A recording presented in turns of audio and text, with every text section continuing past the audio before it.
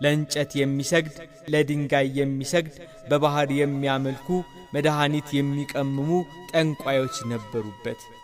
አባታችን ተክለ ሃይማኖት ስለ አካባቢው ሲሰሙ ቸይ የምትባል ወንዝን ተሻግረው ከተታ ገቡ።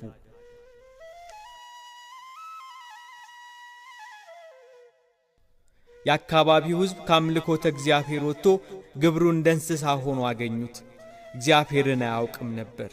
እሳቸውም ይህንን የተናቀ ሥራ ሲሰሩ አይተው የጌታችን የኢየሱስ ክርስቶስን ነገር ይነግሯቸው ይገስጿቸው ነበር።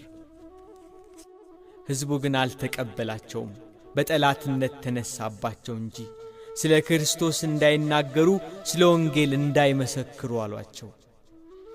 በፍጹም እምነት አባታችን ተክለ ሃይማኖት ግን ሰዎቹ ወደሚያመልኩበት ዛፍ ሄዱ። በዛፉ ያደረ ሰይጣን እኔ ፈጣሪያችሁ ነኝ የሚል ድምፅ ያወጣል። ሕዝቡ ሁሉ ለዚያ ዛፍ ይሰግዱለታል፣ የወደደውን ይሰውለት ነበር። አባታችን ተክለ ሃይማኖት ከሀገሬው ሰዎች ጋር ወደ ዛፉ በቀረቡ ጊዜ በዛፉ ላይ ያደረ ሰይጣን እያጓራ ጮኸ። ይህንን እንግዳ ሰው ወደ እኔ አታምጡት እያለ ጮኸ። አባታችንን አርቀው ሀገሬው ወደሚያመልኩት ዛፍ ቀረቡ። ተክለ ሃይማኖት ግን ፊታቸውን ወደ ምስራቅ መልሰው እጃቸውን ዘርግተው በተመስጦ ስለ ወገኖቻቸው ወደ እግዚአብሔር ይለምኑ ነበር። አቤቱ በፍጥረት ላይ የሚሰለጥነውን ይህንን ሰይጣን ከእግሮቻችን በታች ጣልልን። አቤቱ ይህንን ሰይጣንን አዋርደው። ዘወትር ይረዳሃል ብለህ የነገርከኝን የመላእክት ሁሉ አለቃ የሆነውን ቅዱስ መልአክ ሚካኤልን ላክልኝ። የዚህንም ሰይጣን ኀፍረቱን ግለጥበት። ጌታ እግዚአብሔር ሆይ ምግባር ያንተ ነህ። በዚህ በተሰበሰቡ ሰዎች ፊት ስምህ ይታወቅ፣ ሥራህ ይገለጥ። ጌታ ሆይ አንተ ታላቅ እንደሆንክ ይወቁ እያሉ ይጸልዩ ነበር። ሕዝቡ ወደሚያመልክበት ዛፍ ተመልሶ ሰይጣን ባንቺ አድሮ እየተናገረ ሕዝቡን የሚያስትብሽ አንቺ ዛፍ እኔ በምሰግድለትና በማምነው በኢየሱስ ክርስቶስ ስም አዝሻለሁ፣ ሕዝቡ የእግዚአብሔርን ኃይል ያይ ዘንድ ተነቅለሽ ወደ እኔ ነይ አሏት። ሕዝቡ ለዛፉ ሲሰግድ ያ ዛፍ ከስሩ ተነቅሎ እንደ እግረኛ እየተወናጨፈ አባታችን ተክለ ሃይማኖት ባሉበት መጥቶ ቆመ። የሰናፍጭ ቅንጣት የሚያህል እምነት ቢኖራችሁ ይህንን ሾላ ተነቅለህ ወደ ባህር ተተከል ብትሉት ይታዘዝላችኋል እንዳለ ጌታ በወንጌል። በዛፉ ያደረ ሰይጣን አንተ ክፉ ሰው ካንተ ወዴት ትሸሻለሁ? መላዋን የጽላልሽን አውራጃ የተውኩልህ አይበቃህም? ዛሬም ባሪያዎቼን ልትቀማኝ ነው እያለ እያጓራ እያለቀሰ ጮኸ። ያን ጊዜ ቅዱስ ሚካኤል እንደ መብረቅ እያበራ ከሰማይ ወርዶ ሰይጣኑን አንቆ ያዘው።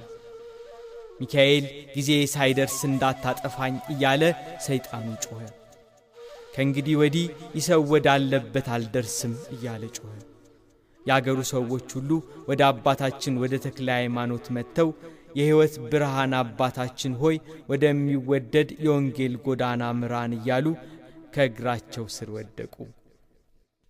ቅዱስ ዮሐንስ በራዩ የእግዚአብሔር መልአክ ለቤተ ክርስቲያኑ አለቃ ለኤጲስቆጶሱ እንደተናገረው እነሆ መጥተው በእግሮች ፊት ይሰግዱ ዘንድ እኔም እንደወደድኩ ያውቁ ዘንድ አደርጋቸዋለሁ እንዳለ ከእግራቸው ስር መጥተው ወደቁ። የዮሐንስ ራእይ ምዕራፍ 3 ቁጥር 9። ሕዝቡ ሁሉ ተሰባሰበ። ብዙ ሰዎች ወንዶችም ሴቶችም ሽማግሌዎችና ሕፃናት ቦታ እስኪጠባቸው ድረስ ተሰባሰቡ። እግዚአብሔር በአባታችን እጅ ያደረገውን ድንቅ ሥራ ተአምራት ሰምተው የነበሩ ሁሉ እኛም አንተ የምታመልከውን አምላክ አምነናል አሏቸው።